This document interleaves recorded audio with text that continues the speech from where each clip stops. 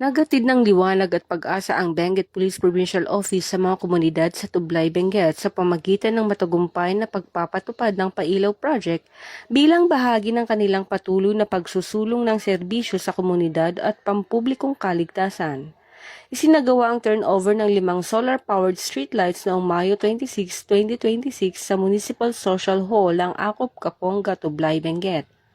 Ang mga solar lights ay pinagkaloob sa Barangay Ambassador at Kapongga at opisyal na tinanggap ng mga punong barangay na sina Honorable Season Balawin at Honorable Edward Casalan.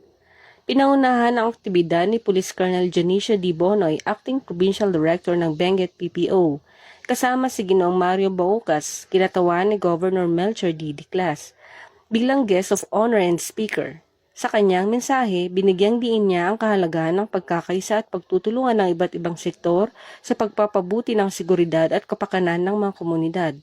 Nagpasalamat naman si Police Colonel Bonoy sa mga donor at katuwang ng programa dahil sa kanilang patuloy na pagsuporta sa mga inisyatibo ng Benguet PPO para sa kapakanan ng mamamayan. Sa pamamagitan ng Pailaw Project, patuloy na pinalalakas ng Benguet PPO ang ugnayan nito sa komunidad at isinusulong ang mga programang nagbibigay ng positibong pagbabago tungo sa mas ligtas at mas maunlad na pamayanan. Mula dito sa La Trinidad, Benguet, ako ang inyong PNN correspondent, Police Staff Sergeant Mary Ann Pardo, alagad ng batas, tagataguyod ng Balitang Pulis.